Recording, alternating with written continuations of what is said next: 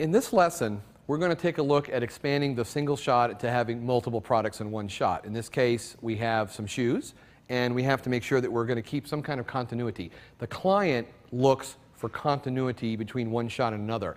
Over the years of shooting catalogs, I have found that sometimes you're shooting a page of a catalog in 1 month, and then all of a sudden the product that goes across from it isn't shot till the next month because it wasn't available then, or it could be next year. So you want to make the photography look like it was all shot on the same day, even if it had 300 days between the two.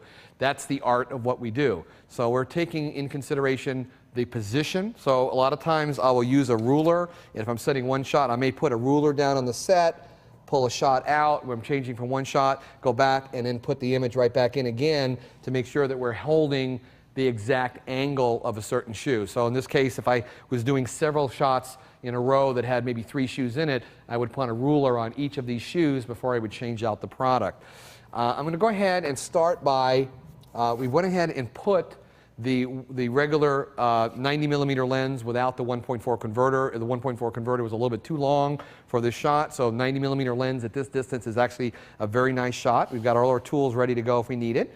Again, we have the shot simple light. The light is backlighting it. I'm trying to show as much shape from back to front.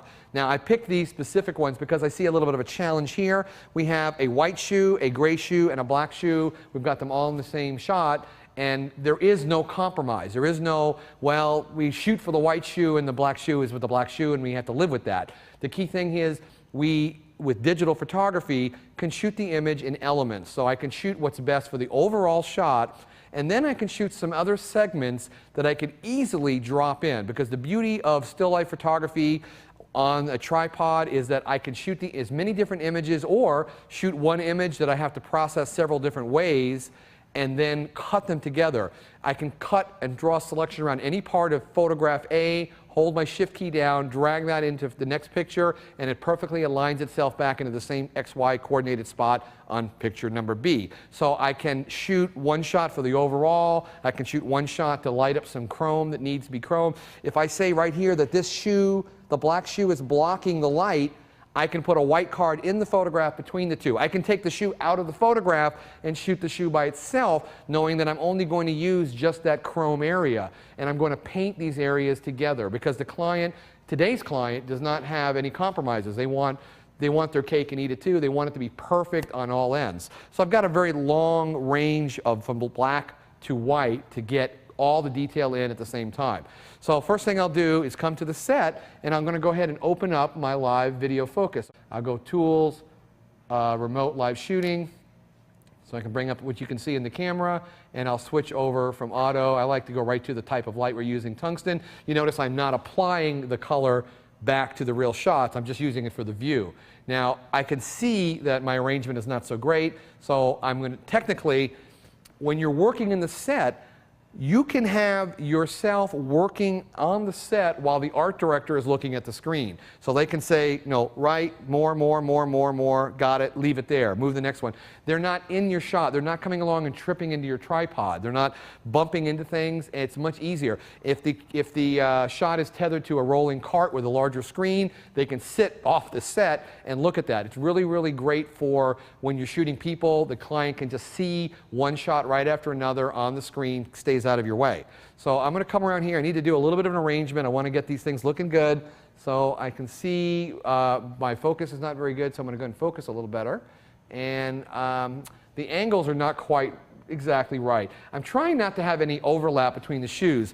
I'm just saying, just in case the client decides later that they want to take one of those shoes out, if I had one overlapping the other, that would lead myself to more retouching. So they could always cut the shoes out and put them closer together, but they can't pull them apart. So I think about the worst case scenario. It's kind of crazy that I do that. I call this technique way of the fast retreat. I think about how I'm going to get out of the worst case scenario of any change the client may have after the fact, and I try to think about that before I take the picture so that I have a sort of a retreating route to take to get me what I need for the client.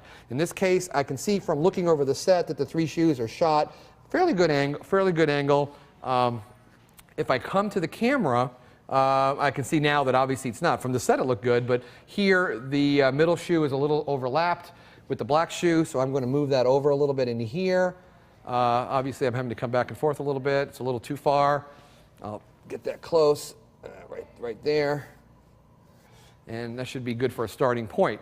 Now, I can focus the lens. In this case, I've got the, let me come around this side here. In this case, I've got the lens set for tilt to go down. So if we're looking at the way the camera's set like this, we want to tilt the lens down to increase our depth of field from front to back. Technically, what I want to get sharp in the front of the shot is literally the front part of this shoe and say the middle part of this shoe back in here. I want to bring that on the same plane so that as I focus through to this shoe, it'll catch this part, this part, and this part with the rest of depth of field. Now, depth of field works with 1/3 in front, 2/3 in back. So as I have to find the closest spot of focus, the farthest spot of focus, and then I sort of find the 1/3 of the way through. So if I come back to my camera lens here, I can see on my screen live focus. I'll focus to the front. I can see that the front of the shoe, I'm going to go ahead, I have it no tilt at all. I'm going to go ahead and tilt the camera lens forward a little bit. Now, it doesn't take a lot. You think you need a lot, but just even the slightest bit is exaggerated. So now I'll come back and refocus again, and I can see that I'm focused on the front of that black shoe, and I'm going to turn that in a little bit more. That's a little too much right there, and I'll focus that a little bit more right there, and that is looking pretty good. So that my whole plane of focus, this is the closest thing is right here, and the farthest thing is right about there. So I have a very, very slight change of lens focusing here. So I should be able to pull focus with this with no problem. Even though the shoes are at the same angle from the point of view of the lens, I can see that this one looks like it's not turned as much. So I'm going to come to the set. I'm going to turn this. It's more of an optical thing. I got to turn it so it looks right. I'm going to pull this one in just a little bit and turn that one a little bit more and see how that looks for us. And I think that is pretty good. I like the white one just turned a little bit more. I think we're about ready to shoot the first shot here. Now, again, I have my backlight. It's giving me that nice light there. To not make this light work so much, I'm going to come around here and bring my side light in. I have them set fairly equal power. They're both set at 100 watt seconds. Now, in the days of 8x10 film and 4x5 film, we needed 3,000 watt power packs, and we were popping them 6 or 7 times to get one good exposure. We were shooting like f/64 and shooting 5 pops, 8 pops, 12 pops of the lights, building exposure to get the depth of field. With digital SLR photography, it's way too much light, so we can get away with a lot less light. I choose these particular kinds of lights because I can take these watt seconds down to 5 watt seconds to 300 watt seconds, and that's really all the light I'll ever need to get a good clean depth of field at f/22. I'm not trying to shoot at f/64 anymore like I did with the bigger view cameras. So I've got them both set at a fairly low number, and they're both set at 100. And another reason why they're at the same number is as the softbox modifies the light, we're going through basically a 3-foot by 4-foot softbox and a 2-foot by 3-foot softbox for the side light. I can actually see what the light is doing. If they're both at the same amount of power, the modeling light is giving us the same amount of visual feedback. So I can see that this is actually going to look like what I see. I learned my photography craft using what we call hot lights, tungsten lights, back in the 70s, and where we say what you see is what you get. With strobe, I can adjust the power up or down, and I can increase this light so that when the light fires, it's much different than what I see.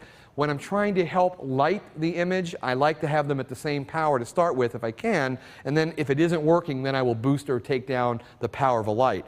So let's go ahead and we're going to take a rough shot. We obviously said that this shoe in here is not getting anywhere near as much light, so I'm going to drop my fill card in here and see if make sure we're not in the shot, which we're not. Let me get this other stuff off the set here, right there. And that's looking pretty good right here. I don't know how well that white shoe in the middle is getting reflections. We'll make a determination once we see that. I'm going to go ahead and clamp this card so we don't fall in the set like I was doing. And this gives us a pretty good sturdiness here. Now, I'll clear the meter. I'm going to focus. In this case, I'm going to turn the dial, the round dome, a little bit back toward the light because I'm sort of mixing the above light, the side light, and coming back to camera. It's going to give me a good medium reading here. Could just fire it right from here. And I'm reading right at 22.5. So plenty That's right at the point. I don't want to be at the smallest f-stop. This camera shoots at f32. I'd like to be more like 22, 16.5. We don't always want to be at the smallest f-stop. I think the best quality is going to be one of the middle f-stops. But in this case, I need the depth of field, so I want to try to pick something about that close. So let's go ahead and see what it looks like at f22. I'll get out of the live focus. And I am at 125th at f20. We'll just knock that up to, let's see what it looks like at 22 to start with. And take a picture, get us in the ballpark here. It's bringing the image in, and we're looking at it actually in the bridge as the image comes in. And this will be my new image right here. And actually, that's looking very, very good for the first shot. The thing I'm looking for here is that the shoes actually don't touch each other, so the client would have the ability to pull any one of these out as a single shot. As I look at the chrome across the shot, I don't see, actually we're being very, very lucky that the chrome is working pretty good across the silver shoe, so I don't think I'm going to have any issue with that. I'm getting some nice light. I'm getting some good detail in here. Now, if I need a little bit more detail somewhere, what I could do is use a handheld mirror. I have all different kinds of mirrors. This is nothing more, and they've been with me for 20-some years. You can see how beat up it is. These are mirrors that they're just mirrored tiles from Home Depot. You can buy them, small box of these things, and they're just plastic tiles. You can cut them up, and I tape them together. And if I need a little more light or more highlight, I can come in here and add that right to the shoe. Let's put that on live focus for a second so we can see what that really does. Again, let's put that here, and Tools, Remote Live Shooting. You can see literally, as I take this mirror in here, you can see sometimes the client will want some specular highlight, the highlight that comes from the light source itself. This happens a lot with leather, where it looks too matte finish and they want more specularity to it. So I may come in here and do a shot with just a little bit of a mirror to add a little specularity to that, right into that side of that black shoe. And actually, it looks like if I just put that mirror right there, it's going to really be just right. So I'm going to put this mirror right in here just to see if we get just a few specular highlights right where you can see literally right in there as it's going. Now the other card is still doing a good job of filling in. Now, I got enough light on that black shoe, but what about that white shoe? What if that white shoe had too much light on it? That's where these different flags and dots come in. Different companies make them either solid to block the light completely or a screen so that we can knock some of that light back. Now I could, of course, in the studio on a real catalog shoot, when I'm not demonstrating something, I would bring it in on a boom arm coming in from the back side of the set. Technically, you're going to come in here and either shoot you can see literally on the live focus, as I move that light around, you can see it block. If that's too much, I can scale it back. Knowing not to get it in the shot, down in here, I don't care if I'm out in the background area, I just don't want to be covering up a shoe. But if I need to, I can literally stand right here with my cable release and say, let's do a before and after. Let's see if this actually works. We've got some nice highlights on the black shoe with the mirror. I got plenty of fill going on with the white card. Let's take one picture like so, and then we'll do one shot here where I'll come in and just block a little bit of that light coming in. And even if I had to cover that other shoe up, I could paint that information back in. I'll put that right here. Okay, and let's look at the two shots on the screen here and see if we actually can see a difference between that. It might not be very visible, but it might be by the numbers. There's with the card and without the card. I can literally see. Let's open both of them up in the actual Adobe Camera Raw. So I'm going to click on the first image, and I'm going to click over to the second image here, and hold my Command key and select both, and do a Command R. That will open both of them up at the same time.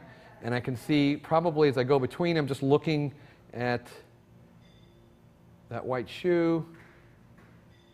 And go to the second one and blow that one up. As I go back and forth, you can see how it got a little darker in here. Pulling a little more information. The numbers now are reading 227. The highlights, 220s, 230s. Which is really good white detail, and if I need a little bit more, it gives me a chance to, since I'm shooting a raw file, it's not going to hurt the file if I punch that up a teeny bit in processing, but I don't want to go over. I can't bring back the 255. So ideally, I want these areas to be, that I know I need detail in it, to be around 230, 235, knowing that after 240, I'm losing that detail. 245, it's gone. Between 245 and 255, I'm just a white wall. I might see something on the screen, but it's not going to reproduce on paper, and it won't reproduce when it goes to the printing press. So if I go back to, okay, that number's reading with the card, I'll use the same spot, 230. And if I go without the card on the same spot, I'm reading 238. So by using a little bit of the scrim, the flag, we can actually take some of that light back down. So let's take a look at that final shot and see if we're okay with that. Let's take it back down to full size. And I noticed that, yes, that is a little bit darker right in here, but that I really want to go for the middle and the highlight. I use a rule to expose for the highlights and process for the shadows. If anybody's ever studied Ansel Adams' zone system photography, in black and white photography, we use the term expose for the shadows and then process for the highlights. So Ansel Adams was probably the first people doing what I call real, in a sense, color management, because they were trying to pre-visualize where tones were going, and they were in black and white. So here, it's much more like transparency film. If you wanted to think of it as a film base, it's like transparency film, where we want to bring it up as high as possible without overexposing, but at the same time, I want to make sure I don't overexpose it, because I can't bring those highlights back. In this case, those highlights are as bright as they should be. Now we will say that I can definitely do more to that shoe in post-processing and bring that up. I can reprocess that file a second time and just easily drag the two over, holding my shift key, add a layer mask, and we will actually open up that shoe area so that we have somewhere around 20s and 30s in that shoe. Right now we're only reading 13 and 12. We're not getting the numbers. I mean, up here we are, but down in here, in some of these areas, we're reading 20, 21. It's pretty good, but some of these areas are reading 4 and 5, and I want to be able to pull a little more detail. If an area read 4 or 5, I guarantee you it's just pure black with no texture. So this is some of the areas. We'll, of course, take these images into Photoshop and do a couple more things to this to process this image out. But for right now, in the capture stage, this gives me one really good, clean image that I can use. Now, if I wanted, for any reason, thinking I want to warm up the shot, this would be a good time for me to shoot one more shot of my color passport. I could put that right in here just to get, actually, let me just set this up so it reads better here. I can set that up kind of like in here, and especially, so I think I'm not really worried about these numbers here as much as I'm worried about the actual warm and cool patches, because that way I'm allowed to actually find where neutral is and then warm it up a hair. Because sometimes, especially with portraiture, neutral is great to be neutral for color, but it's just a little bit too warm, or a little bit too cold, excuse me. So product photography, we don't do a lot of this, but I'd like to have the option later to see, oh, by the way, if that shot feels a little too cool to you, this would be like adding an 81A warming filter by just clicking on the cooler white balance target to actually warm up the image. The cooler the target patch, and when you make that neutral, the rest of the shot becomes warm. So let's take one shot just to have that in our files, and we'll take that back into Photoshop and do some more work on it.